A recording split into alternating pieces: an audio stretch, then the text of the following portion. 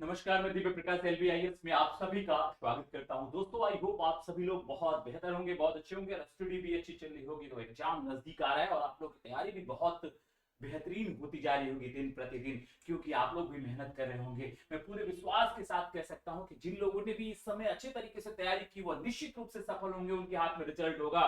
और अपनी, यदि आप कह सकते हैं कि हम लोग का कंटेंट बेहतर है, आपको सिर्फ जो बताया जाए रणनीति उस पर काम करना है, क्योंकि रणनीति पे काम तो आपको ही करना होगा।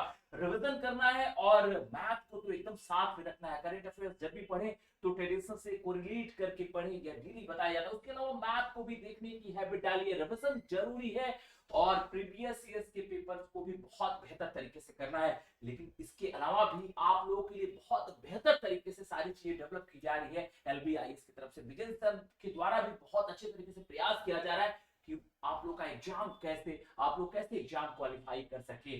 तो इसी विश्वास के साथ कि आप लोग बहुत बेहतर तरीके से तैयारी कर रहे होंगे, और हम लोग भी अपने तरीके से पूरे तरीके से प्रयास कर रहे हैं, ईमानदारी से, ऑनेस्टली, कि आप लोग एग्जाम पास करें। तो रिवीजन करते रहिए और अच्छे तरीके से पढ़ते रहिए। तो जल्दी से ए प्लस निकाल लीजिए, पेन कॉपी साथ में रखिए और शुरू करते हैं आज का सेशन। दोस्तों, कोशिश रहेगी कि टाइमली किया जाए। यह सेशन मतलब टाइमली का मतलब यह है कि कम से कम समय में किया जाए, ताकि आप लोग मैक्सिमम प्रश्न कम से कम समय में कैसे आउटपुट ले सकें।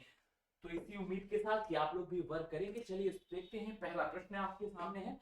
प्रश्न बहुत इंपॉर्टेंट है और चर्चा में रहता है, और इस समय तो आर्टिफिशियल इंटेलिजेंस बहुत चर्चा में है। आर्टिफिशियल इंटेलिजेंस बहुत चर्चा में है और एक नेटवर्क इनिशिएटिव है, भारत के द्वारा उसकी अध्यक्षता भी रखी, मतलब 2022 में ही नवंबर में भारत उसका अध्यक्ष बन गया था। कृत्रिम बुद्धिमत्ता से संबंधित एक ऑर्गेनाइजेशन, एक इनिशिएटिव था। और इसके अंतर्गत याद रख लीजिएगा, अभी हाल ही में एक समिट हुई है जो इसकी सेफ्टी से संबंधित है।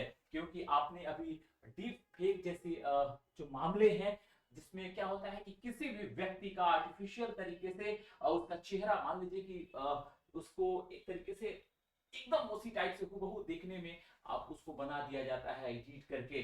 तो या डीप फेक जैसी जो घटनाएं हो रही हैं, अभी बहुत सारे जो सेलिब्रिटीज हैं उनका बनाया गया है। तो इसीलिए इसी से संबंधित, सेफ्टी से संबंधित एक सम्मेलन भी हुआ। कहां पे हुआ, उसी से संबंधित प्रश्न है। तो आर्टिफिशियल इंटेलिजेंस, कृत्रिम बुद्धिमत्ता प्रीलिम्स के लिए तो इंपॉर्टेंट है ही, मेन एग्जाम के लिए बहुत इंपॉर्टेंट है, निबंध के लिए बहुत इंपॉर्टेंट है। आपसे पूछ सकता है उसका भविष्य क्या है, उसकी क्षमता क्या है, और उसको भविष्य में, मतलब उसकी सेफ्टी के लिए, सुरक्षा एक बहुत बड़ा उसका मुद्दा उभर कर आ रहा है सामने। तो उससे संबंधित प्रश्न पूछा जाता है मुख्य परीक्षा में। निबंध भी लिखने के लिए आ सकता है आप लोगों के मेन एग्जाम में, आरओ के। तो देखते हैं दोस्तों, पहला प्रश्न है। पहला प्रश्न है कृत्रिम बुद्धिमत्ता। क्या दोस्तों, आर्टिफिशियल इंटेलिजेंस कृत्रिम बुद्धिमत्ता से संबंधित प्रश्न है। तो कह रहा है कि कृत्रिम बुद्धिमत्ता तथा कृत्रिम बुद्धिमत्ता सुरक्षा सम्मेलन, यानी कि एक समिट हुआ कृत्रिम बुद्धिमत्ता से संबंधित, इसकी सुरक्षा से संबंधित सम्मेलन हुआ। क्या दोस्तों, कृत्रिम बुद्धिमत्ता यानी कि आर्टिफिशियल इंटेलिजेंस के बारे में तथा उससे संबंधित एक सेफ्टी समिट हुआ है, उससे संबंधित प्रश्न। तथा कृत्रिम बुद्धिमत्ता सुरक्षा सम्मेलन 2023 से संबंधित, उसको इंग्लिश में एआई सेफ्टी समिट 2023 से संबंधित निम्न कथनों पर विचार कीजिए। तीन स्टेटमेंट है और तीनों इंपॉर्टेंट है। तो पहला स्टेटमेंट है, कह रहा है, पहला है, प्रथम एआई सेफ्टी शिखर सम्मेलन 2023 का आयोजन 1 से 2 नवंबर 2023 के बीच बैलेचली पार्क, क्या दोस्तों, बैलेचली पार्क, बकिंगम शायर, जो यूनाइटेड किंगडम में है, यहाँ पे आयोजित किया गया। पहला स्टेटमेंट है, ध्यान रखिएगा, इंपॉर्टेंट है। दूसरा है, आर्टिफिशियल इंटेलिजेंस के जनक अमेरिकी कंप्यूटर वैज्ञानिक जॉन मैकार्थी को माना जाता है। एंड थर्ड है, कृत्रिम बुद्धिमत्ता पर वैश्विक साझेदारी, यानी कि global partnership of artificial intelligence. Global partnership artificial intelligence एक इनिशिएटिव है, एक पहल है, एक अंतरराष्ट्रीय पहल है, जिसके संस्थापक सदस्यों में भारत भी है। और 2020 में ही इसकी स्थापना की गई थी। 2000 यानी कि ठीक 3 साल पहले इसकी स्थापना की गई थी, 2020 में। यह एक अंतरराष्ट्रीय पहल है और इसमें जो भी महत्वपूर्ण देश है वो सारे हैं, इसके अलावा यूरोपीय संघ भी है। तो बताना है कि इनमें से कौन सा कथन सही नहीं है, यानी कि स्टेटमेंट कौन सा है जो गलत है। तो देखते हैं दोस्तों, एक बार सॉल्व करके। याद रख लीजिएगा, प्रथम एआई जो सेफ्टी शिखर सम्मेलन है 2023 में, यह आयोजित हुआ था कहां पे, ये डेट भी बहुत इंपॉर्टेंट है क्योंकि यह पहला ही है। और एआई सेफ्टी से संबंधित है, आर्टिफिशियल इंटेलिजेंस की बात करेंगे तो आर्टिफिशियल तरीके से बौद्धिक क्षमता को विकसित कर देना, यानी कि आप एक इंसान हैं, अपने तरीके से आपने क्या किया, एक कृत्रिम तरीके से बौद्धिक क्षमता वाला व्यक्ति, यानी कि व्यक्ति तो मानव तो बना नहीं सकते हैं, मानव जैसी विकसित एक मशीन आपने विकसित कर दिया, डेवलप कर दिया, जिसके पास जो क्षमता है वह कुछ हद तक बौद्धिक है। वो इंसान तो नहीं बन सकता, लेकिन इंसान जैसी लगभग उसके पास सोचने समझने की क्षमता है, यानी कि जैसा उसको निर्देश करेंगे लगभग वैसा उसको रेगुलेट किया जा सकता है, वैसी क्षमता विकसित कर दी जाती है। यानी कि कृत्रिम तरीके से बौद्धिक क्षमता वाला कोई चीज यदि डेवलप कर दिया जाए, मशीन डेवलप कर दिया जाए, तो उसी को आर्टिफिशियल इंटेलिजेंस कहा जाता है। बहुत सारे क्षेत्रों में आप रोबोट का एक उदाहरण ले सकते हैं, रोबोट भी आर्टिफिशियल इंटेलिजेंस का एक उदाहरण है। आपने न्यूज के संदर्भ में देखा होगा, बहुत सारे न्यूज जो एंकर हैं, आप देख लीजिए डीप जो फेक है उसका कितना सारा उदाहरण अभी एग्जांपल आया है। तो आर्टिफिशियल इंटेलिजेंस से आज के समय में यदि कहेंगे फ्यूचर, तो आप एक दो साल में बहुत सारे क्रांतिकारी इसमें आप अलग अलग टाइप के अभिनव प्रयास देखेंगे, बहुत ज्यादा। तो उसकी सेफ्टी से संबंधित ये अलग बात है कि इसके बहुत सारे फायदे हैं, लेकिन नुकसान भी वैसे ही है, और इसीलिए इसके रेगुलेशन के लिए, एक इसके सेफ्टी के लिए एक सम्मेलन हुआ बेलिचले पार्क बकिंघम शायर में, यूनाइटेड किंगडम के। यह जो पार्क है यह भी द्वितीय विश्व युद्ध के समय से इसी से संबंधित है, मतलब उसका भी एक इतिहास रहा है। तो पहला स्टेटमेंट बिल्कुल सही है, याद रखिएगा, बकिंघम शायर में बेलिचले पार्क में पहला सेफ्टी से संबंधित समिट हुआ था। मैं इंडिकेट कर रहा हूं, ये इंपॉर्टेंट है, आपको याद रखना होगा, क्योंकि प्रश्न ये जरूर पूछेगा, इंपॉर्टेंट, मोस्ट इंपॉर्टेंट प्रश्नों में से एक है। तो पहला जो ऑप्शन है, यानी कि विकल्प है, कथन है, यह बिल्कुल सही है। दूसरे स्टेटमेंट को देखते हैं। आर्टिफिशियल इंटेलिजेंस के जनक अमेरिकी कंप्यूटर वैज्ञानिक जॉन मैकार्थी को माना जाता है। किसको माना जाता है? जॉन मैकार्थी है। इसके अलावा आप कह सकते हैं एलन ट्यूरिंग का भी नाम आता है, कई लोगों का नाम आता है, जॉन मैकार्थी है, एलन ट्यूरिंग है। इसके अलावा मार्विन मिन्स्की को भी कहा जाता है। क्या दोस्तों? मार्विन मिन्स्की को भी कहा जाता है। तो मेनली जॉन मैकार्थी जो एक अमेरिकी कंप्यूटर वैज्ञानिक है, उनका नाम एक तरीके से आता है। तो अमेरिकी कंप्यूटर जो वैज्ञानिक है उनका नाम आता है कि इन्होंने आर्टिफिशियल इंटेलिजेंस के संदर्भ में बहुत अच्छे तरीके से बेहतर काम किया, और इसीलिए उनको जनक माना जाता है। तो ये सेफ्टी शिखर सम्मेलन हुआ, इसका जो विषय था वो ऑल फॉर गुड था। हो सकता है कि जो विषय है वो अभी पूछ ले। तो विषय क्या था? ऑल फॉर गुड, यानी कि सबके लिए अच्छा हो। अब सबके लिए अच्छा हो, ये अपने आप में ही ये बहुत बड़ी बात है। तो ऑल फॉर गुड इसका विषय था। बेलिचले पार्क में 1 से 2 नवंबर 2023 में आयोजित किया गया। पहला स्टेटमेंट। दूसरा स्टेटमेंट भी सही है, अमेरिकी वैज्ञानिक जॉन मैकार्थी को माना जाता है। इसके अलावा एलन जो ट्यूरिंग है उनको भी माना जाता है, और मार्विन मिन्स्की को भी माना जाता है। आर्टिफिशियल इंटेलिजेंस से संबंधित और भी लोग हैं। अब आपको एक बार कमेंट करके बताना है कि भारत की तरफ से भारत में किसको माना जाता है आर्टिफिशियल इंटेलिजेंस के जनक, फादर ऑफ आर्टिफिशियल इंटेलिजेंस? तो डॉक्टर राज रेड्डी हैं, डॉक्टर राज रेड्डी। ऐसे प्रश्न भी यूपीपीसीएस में, यूपीपीसीएस के अंतर्गत जो एग्जाम होते हैं कमीशन के द्वारा, उसमें पूछा जाता है। वो भारत में जनक माने जाते हैं, यानी कि फादर ऑफ आर्टिफिशियल इंटेलिजेंस किसके? एआई के। तो डॉक्टर राज रेड्डी को भारत में एआई का जनक माना जाता है। तीसरा स्टेटमेंट देखते हैं, इसको भी याद रखिएगा। तीसरा स्टेटमेंट है कृत्रिम बुद्धिमत्ता पर वैश्विक साझेदारी, ग्लोबल पार्टनरशिप आर्टिफिशियल इंटेलिजेंस जो जीपीएआई है, वह एक अंतरराष्ट्रीय पहल है जिसके संस्थापक सदस्यों में से भारत भी है। और यह जो पहल है, यह इसकी स्थापना 2020 में हुई थी। क्या दोस्तों? इसकी स्थापना 2020 में हुई थी। यूरोपीय यूनियन भी सदस्य है। इसके अलावा जो भी आप महत्वपूर्ण देश, अमेरिका, कनाडा, ऐसे ऐसे देश भी, जर्मनी, जापान, ये भी इस संगठन के सदस्य हैं। और यह इससे संबंधित जो आर्टिफिशियल इंटेलिजेंस है उससे संबंधित एक इनिशिएटिव है, अंतरराष्ट्रीय पहल है। भारत को इसकी अध्यक्षता भी सौंपी गई थी, और इसी से संबंधित ये तीनों कथन, यानी कि तीनों स्टेटमेंट बिल्कुल सही है, याद रख लीजिएगा।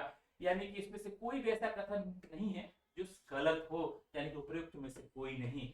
पूछ रहा है कौन सा कथन सही नहीं है, निम्नलिखित में से कौन सा कथन, तो कोई भी ऐसा कथन नहीं है जो गलत है, यानी कि इसका जो आंसर है वह D is the right answer. ये तीनों स्टेटमेंट सही है। अब आपके लिए है इसको तैयार करना है। याद रखिएगा दिसंबर में भी इससे संबंधित एक बैठक भारत में होने वाली है। इसके अलावा बेलिचले पार्क में जो इसकी सेफ्टी से संबंधित, सुरक्षा से संबंधित जो समिट हुआ वो बहुत इंपॉर्टेंट है, आप याद रख लीजिएगा।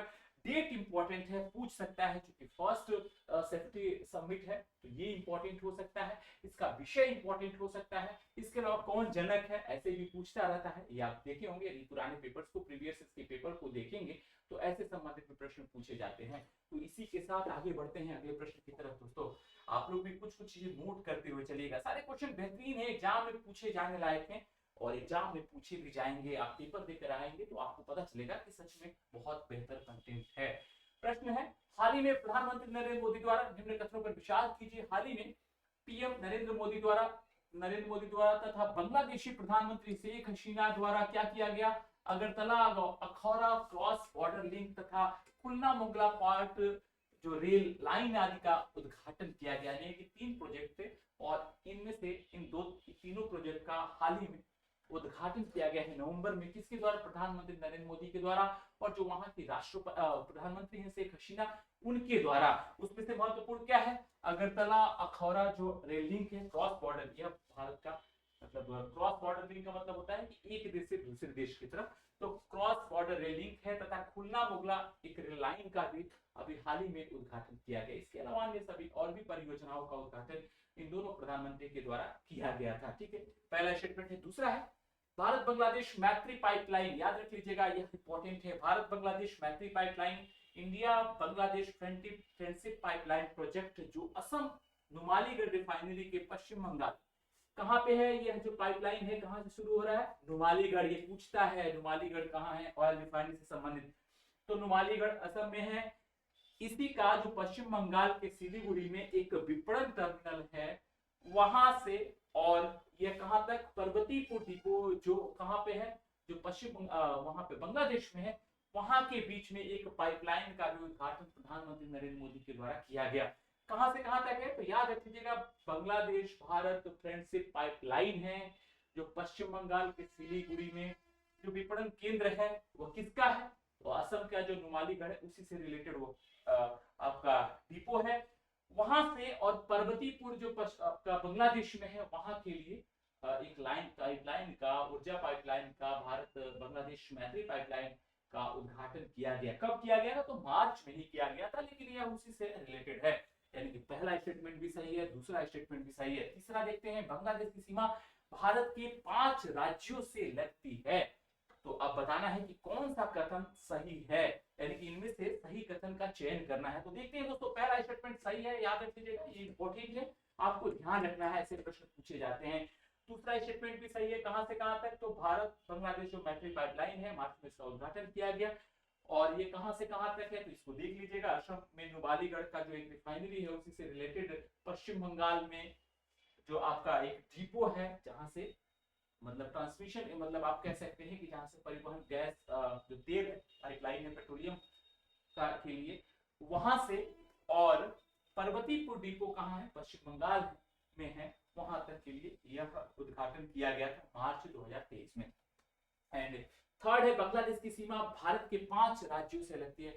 तो भारत के 5 राज्यों से नहीं लगती है बांग्लादेश की सीमा, कितने राज्यों से लगती है? 4 राज्यों से लगती है। और एक बार इनको मैप के थ्रू देखिएगा, ये 4 राज्य कौन से हैं। एक बार मैंने आपसे बताया था कि आपको मैप को करना होगा ठीक। यदि मैप को ठीक करते हैं तो 2-3 प्रश्न आपको बेहतर तरीके से, 2-3 प्रश्न 4 प्रश्न आपके सही हो जाएंगे। जैसे ये रहा दोस्तों बांग्लादेश, और यहाँ पे देखेंगे बांग्लादेश की सीमा, तो ये है वेस्ट बंगाल। तो बांग्लादेश की सीमा वेस्ट बंगाल से तो लगी रही है, पश्चिम बंगाल से लगती है, दार्जिलिंग का एरिया है। इसके अलावा असम से लगती है, पहला, दूसरा असम से, तीसरा मेघालय से, और आपका चौथा किससे है दोस्तों? चौथा किससे है? त्रिपुरा से, और पांचवा मिजोरम से, यानी 5 राज्यों से लगती है।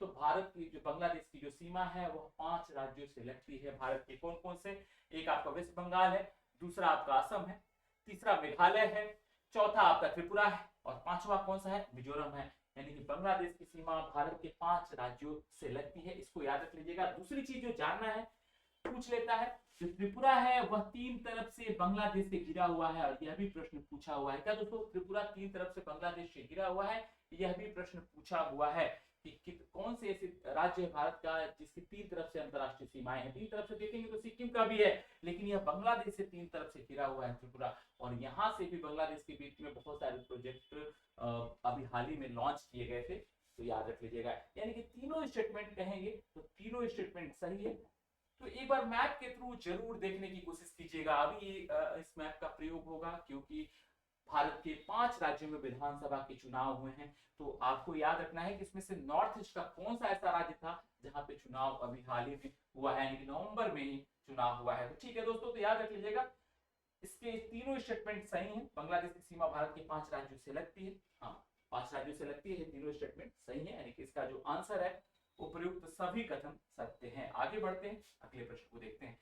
ये सब प्रश्न आपकी प्रैक्टिस के लिए है, आपको अच्छे तरीके से तैयार करना है, जो इंडिकेट किया जाए उस पर वर्क करना है। यदि वर्क करेंगे तो इसका खूब फायदा मिलेगा। प्रश्न है, निम्न कथनों पर विचार कीजिए। नवंबर 2023 के दौरान भारत के 5 राज्यों राजस्थान, छत्तीसगढ़, मध्य प्रदेश, तेलंगाना तथा मेघालय में विधानसभा चुनाव आयोजित किए गए। दूसरा स्टेटमेंट है नवंबर में ही। दूसरा स्टेटमेंट है तेलंगाना का गठन 2 जून 2014 को किया गया तथा यहाँ विधानसभा की कुल 119 सीटें हैं। एंड जो तीसरा स्टेटमेंट है, यहाँ लिखा गया है, तीसरा स्टेटमेंट है मिजोरम की सीमा बांग्लादेश से लगती है। तो क्या यह मिजोरम की सीमा बांग्लादेश से लगती है या नहीं लगती है? तो तीनों स्टेटमेंट को एक बार बताइए। तो याद रख लीजिएगा, यदि हम सॉल्व करते हैं तो प्रयुक्त में से सही कथन पूछ रहा है। तो पहला तो स्टेटमेंट देखते हैं, राजस्थान में हुआ है निश्चित रूप से, छत्तीसगढ़ में हुआ है विधानसभा का चुनाव, मध्य प्रदेश में हुआ है विधानसभा का चुनाव, तेलंगाना में हुआ है विधानसभा का चुनाव, मेघालय में नहीं हुआ है। कहां पे हुआ है दोस्तों? मिजोरम में हुआ है विधानसभा का चुनाव, यानी कि जो पूर्वोत्तर का जो राज्य है मिजोरम, वहां पे विधानसभा का चुनाव है, न कि मेघालय में हुआ है। यानी कि जो पहला स्टेटमेंट है वह गलत हो गया। क्यों गलत हो गया? क्योंकि मिजोरम में हुआ है, मेघालय में चुनाव नहीं हुआ है। तो अब क्या करना है, आपको ये जरूर ध्यान रखना है, जिन जिन राज्यों में विधानसभा के चुनाव हुए हैं उनसे प्रश्न 100% पूछेगा। लेकिन उसमें से जानने वाली जो बात है, यहाँ पे विधानसभा की सीटें कितनी है जहां जहां चुनाव हुए, पहली चीज।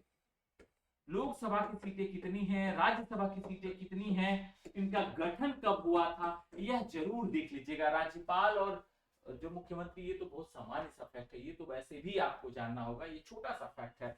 लेकिन विधानसभा की सीटें, लोकसभा की सीटें, राज्यसभा की सीटें और इनके गठन से संबंधित प्रश्न अवश्य पूछता है पॉलिटी से कोरिलेट करके। तो आपको क्या करना है, इनको जरूर वर्क कर लेना है, एक बार याद रखिएगा। तो पहला स्टेटमेंट गलत हो गया। दूसरा देखते हैं, तेलंगाना का गठन 2 जून 2014 को किया गया था, यहाँ विधानसभा की कुल 119 सीटें हैं, तो दूसरा स्टेटमेंट भी सही है। और जो तीसरा स्टेटमेंट है मिजोरम की सीमा बांग्लादेश से लगती है, यह भी सही है दोस्तों। यानी कि इसका सही, इसका जो आंसर है वह टी, उपयुक्त सभी कथन सत्य हैं। तो एक बार देखने की इसको कोशिश करते हैं। एक बार मैप में देखते हैं कि क्या मिजोरम की सीमा बांग्लादेश से लगती है या नहीं लगती है। तो यहाँ पे मिजोरम है और इसकी सीमा बांग्लादेश से लगती है। तो यानी कि तीनों स्टेटमेंट बिल्कुल सही है, याद रख लीजिएगा। चलिए आगे बढ़ते हैं, अगले प्रश्न को देखते हैं। प्रश्न है, वैश्विक प्रतिभा सूचकांक, वैश्विक प्रतिभा रैंकिंग सूचकांक यानी कि वर्ल्ड टैलेंट जो रैंकिंग इंडेक्स है उसके बारे में प्रश्न है। तो कह रहा है कि वैश्विक प्रतिभा रैंकिंग जो सूचकांक है उससे संबंधित कौन सा कथन सही नहीं है। हमें कोई ऐसी चीजें होंगी जैसे नहीं लिखा हुआ है तो उसको इंडिकेट जरूर कर लीजिएगा, ताकि आते हुए प्रश्न, आसान प्रश्न गलत ना हो। तो वैश्विक प्रतिभा जो सूचकांक है, वर्ल्ड टैलेंट जो रैंकिंग इंडेक्स है, उससे संबंधित प्रश्न है। तो देखते हैं, वैश्विक प्रतिभा रैंकिंग सूचकांक का प्रकाशन इंस्टीट्यूट फॉर मैनेजमेंट डेवलपमेंट द्वारा किया जाता है। किसके द्वारा? इंस्टीट्यूट फॉर मैनेजमेंट डेवलपमेंट द्वारा जारी किया जाता है। इसके अंतर्गत किसी भी देश द्वारा अंतरराष्ट्रीय प्रतिभाओं को आकर्षित करने तथा अपने देश की घरेलू प्रतिभाओं की कौशल योग्यता को विकसित करने आदि का मूल्यांकन किया जाता है। मतलब इस ये जो इंडेक्स है और टैलेंट इंडेक्स, इसके अंतर्गत क्या किया जाता है कि कोई भी देश किसी दूसरे देश की प्रतिभाओं को, वैश्विक प्रतिभाओं को अपनी तरफ कैसे आकर्षित कर सकता है, पहली चीज। दूसरा है पुल फैक्टर के अंतर्गत। दूसरा है कि अपने जो घरेलू लोग हैं, जो घरेलू मतलब जैसे जो ह्यूमन रिसोर्स है, जो मानव है, जो अपने युवा हैं, उनके अंतर्गत कैसे कौशल विकसित करता है, प्रतिभा कैसे विकसित करता है, उसके लिए क्या क्या सरकार कर रही है, उसके आधार पर इस इंडेक्स को मेजर किया जाता है। और इसमें याद रख लीजिएगा, इसी में के अंतर्गत भारत की रैंकिंग पहले से थोड़ी सी कम हो गई है, उसी से संबंधित प्रश्न है। दूसरा है, इसके अंतर्गत कुल 64 अर्थव्यवस्थाओं यानी कि कुल 64 जो कंट्रीज हैं वैश्विक स्तर पे, उनको शामिल किया गया है। इस सूचकांक में आइसलैंड को प्रथम, लक्जमबर्ग को द्वितीय स्थान प्रदान किया गया है। एंड थर्ड है, यानी कि डी ऑप्शन है, भारत की रैंकिंग में वर्ष 2022 की तुलना में 4 स्थान की गिरावट दर्ज की गई है। तो अब बताना है कि इसका सही आंसर क्या है, पूछ रहा है कौन सा कथन सही नहीं है।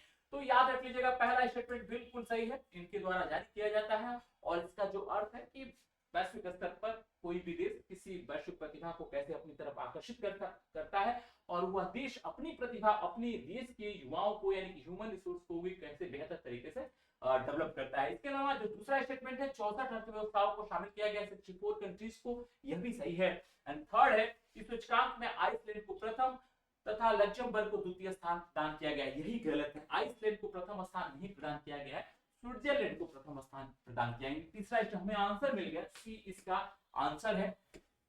जो फर्स्ट रैंक है इसमें स्विट्जरलैंड है, फर्स्ट स्विट्जरलैंड है, आपका दूसरा लक्जमबर्ग है, थर्ड पे है आइसलैंड। क्या दोस्तों, थर्ड पे आइसलैंड है, थर्ड पे आइसलैंड है, याद रख लीजिएगा। फर्स्ट है स्विट्जरलैंड, दूसरे नंबर पे लक्जमबर्ग, थर्ड आइसलैंड, यानी कि हमें आंसर मिल गया। यहाँ पे फर्स्ट आइसलैंड लिखा था, ये जो गलत है। डी है भारत की रैंकिंग वर्ष 2022 की तुलना में 4 स्थान की गिरावट आई है, यानी कि याद रख लीजिएगा 2022 में वर्ल्ड टैलेंट रैंकिंग इंडेक्स में भारत की जो रैंकिंग थी वो 52 थी, 52वें स्थान पे था भारत, लेकिन अभी कितने पे चला गया है, अभी चला गया है 56वें स्थान पे। क्या दोस्तों, यानी कि 56। तो पूछ ले भारत की रैंकिंग क्या है, तो आप बताएंगे कि भारत की जो रैंकिंग है वह 56 से 56वें स्थान पे भारत है, यानी कि 4 स्थानों की गिरावट दर्ज की गई है, यानी कि इसका जो आंसर है सी। अब एक बार आइसलैंड का कैपिटल जरूर देख लीजिएगा। आइसलैंड की राजधानी रेकयाविक है, जो विश्व की सबसे उत्तर में स्थित राजधानी है, और सबसे दक्षिण में स्थित राजधानी भी यदि आपसे पूछ ले तो न्यूजीलैंड का वेलिंगटन है। तो इसी के साथ आगे बढ़ते हैं, अगले प्रश्न को देखते हैं। लेकिन आप लोगों से रिक्वेस्ट है, हमने बताया था यूरोप के मैप को देखना होगा। यूरोप के मैप में आप देखेंगे फ्रांस, स्विट्जरलैंड, इसके अलावा आपका जर्मनी है, इटली है, यहाँ पे बहुत सारे पर्वत चोटियां हैं जिनसे प्रश्न पूछा हुआ है, जैसे ब्लैक फॉरेस्ट है, जूरा पर्वत है, अपेनाइन्स है, इनसे संबंधित भी आल्प्स है, इनसे संबंधित भी प्रश्न पूछा हुआ है, आप चाहे तो क्रॉस चेक कर सकते हैं।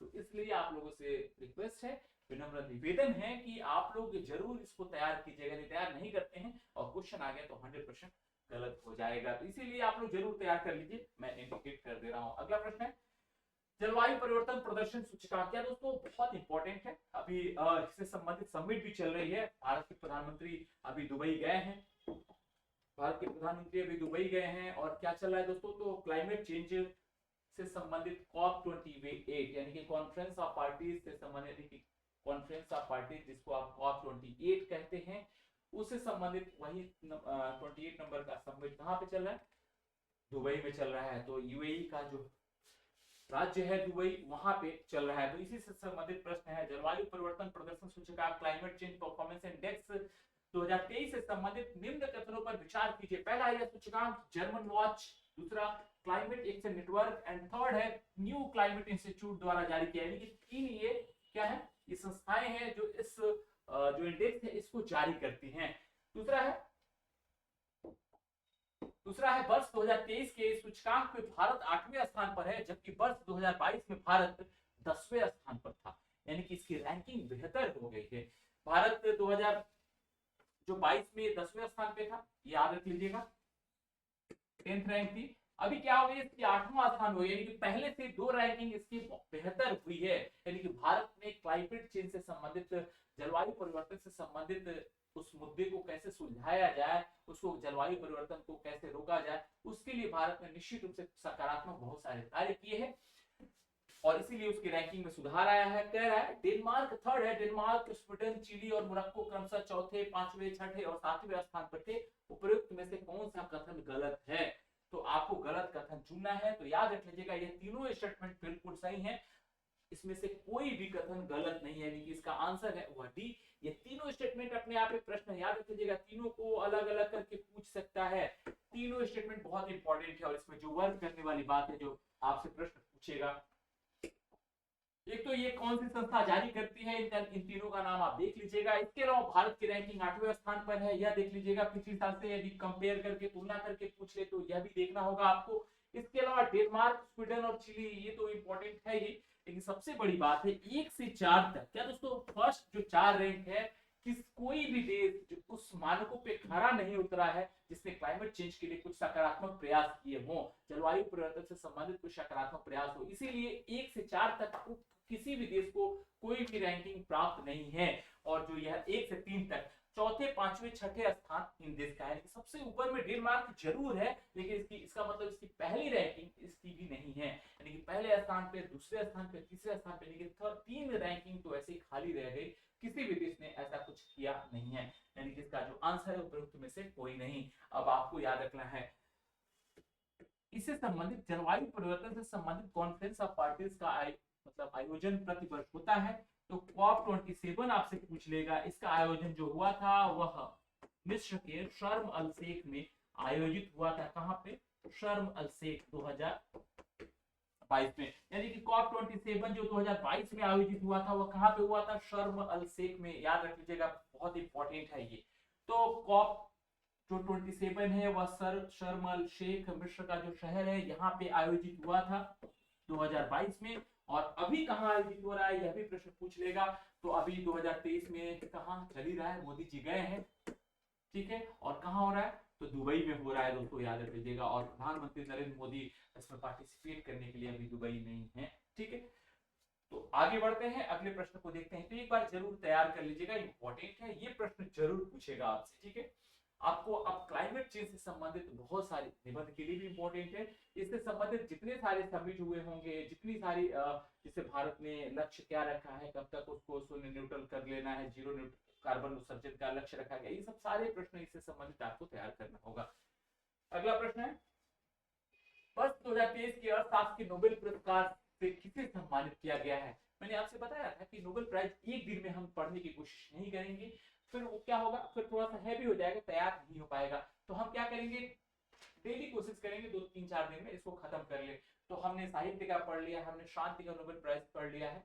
अब हम अर्थशास्त्र का नोबेल पुरस्कार से संबंधित पेपर सॉल्व कर रहे हैं। अर्थशास्त्र का नोबेल पुरस्कार यदि बात करेंगे तो यह उस समय से 1901 में जब स्थापना की गई थी नोबेल प्राइज की, 1985 में, 1885 में, 1901 से जब प्रदान किया जाता था, तो उस समय अर्थशास्त्र का नोबेल प्राइज नहीं दिया जाता था। क्या किया गया, इसे 1968 में, 1968 में इसे पहली बार प्रदान किया गया। तो इसकी स्थापना पूछ लेता है,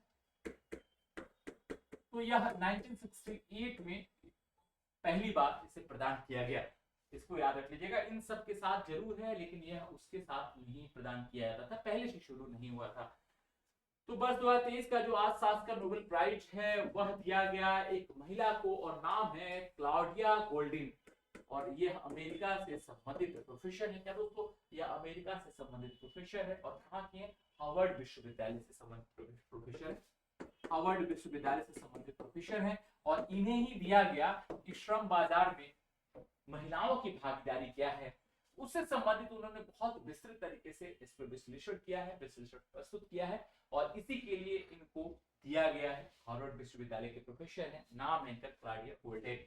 तो एक बार इसको याद जरूर कीजिएगा। अब जो आपसे यदि प्रश्न पूछ ले कि प्रथम महिला कौन है, दूसरी महिला कौन है, अभी तक सिर्फ 3 ही महिलाओं को दिया गया है, और जिसमें ये पहली ऐसी महिला है जो सिंगल तौर पर विजेता हुई है। अदरवाइज जैसे नोबेल कई बार 3 लोगों को भी, 4 लोगों को भी दे दिया जाता है, तो 3 संयुक्त रूप से तो दिया गया है, 2 महिलाएं और भी, लेकिन पहली बार किसी एक सिंगल महिला को दिया गया है। और जो सबसे पहला महिला थी उनका नाम था एलिनोर ओरस्ट्रॉम। आप एक बार इसको नोट कर लीजिएगा, एलिनोर ओरस्ट्रॉम। फर्स्ट यदि आपसे पूछ ले तो एलिनोर ओरस्ट्रॉम जो पहली महिला थी जिन्हें यह सम्मान पहली बार अर्थशास्त्र के क्षेत्र में नोबेल प्राइज दिया गया। आगे बढ़ते हैं अगले प्रश्न की तरफ। हाल ही में यूरोप का प्रथम निजी रॉकेट, क्या दोस्तों, हाल ही में यूरोप का प्रथम निजी रॉकेट स्पेनिश एरोस्पेस कंपनी द्वारा किस नाम से लॉन्च किया गया है? तो नाम है दोस्तों म्यूरा 1, यानी कि म्यूरा जो फर्स्ट रॉकेट है वह स्पेन के द्वारा लॉन्च किया गया है। म्यूरा जो है एक सांड या बैल का वहां का नाम है, उसी के नाम पे इसे रखा गया है। और यह प्रथम निजी रॉकेट है, याद रख लीजिएगा। और किस देश के द्वारा? तो स्पेन के। ये रीयूजेबल है, मतलब दोबारा हम इसे प्रयोग कर सकते हैं। आगे बढ़ते हैं, अगले प्रश्न को देखते हैं। प्रश्न इंपॉर्टेंट है वो।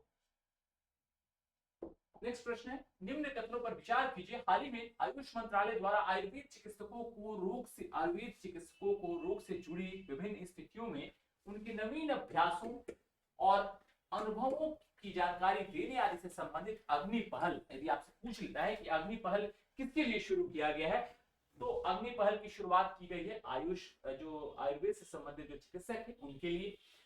तो पहला स्टेटमेंट सही है। आयुष पहल अग्नि पहल की शुरुआत की गई है आयुर्वेद चिकित्सकों के लिए, उनके नए नए अनुभवों के लिए, नई नई जानकारी प्रदान करने के लिए।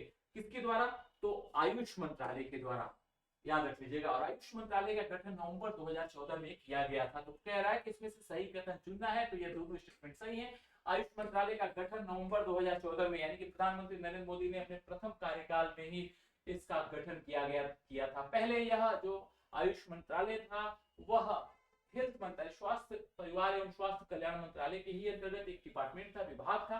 लेकिन नवंबर 2014 में इसे एक अलग मिनिस्ट्री का दर्जा दिया गया था। इससे पहले भी बात हो चुकी है।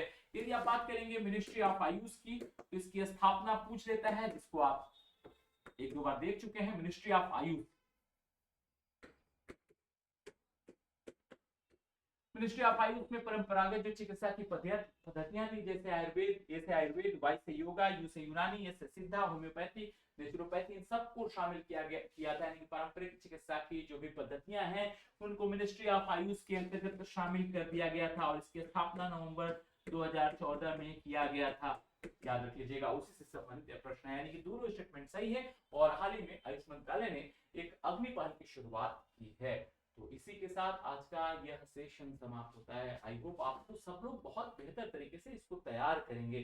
जैसे कि हमने बताया आपसे कि जिन 5 राज्यों में चुनाव हुए हैं उनको तो एक बार वर्क करना ही होगा। क्या करना होगा, उन पे वर्क करना होगा। जैसे कि विधानसभा की सीटें कितनी है, राज्यसभा की सीटें कितनी है, लोकसभा की सीटें कितनी है, गठन कब हुआ था, यह जरूर आपसे पूछ लेगा। तो इसी के साथ आज का यह सेशन समाप्त होता है। नमस्कार, धन्यवाद, आपका शुभ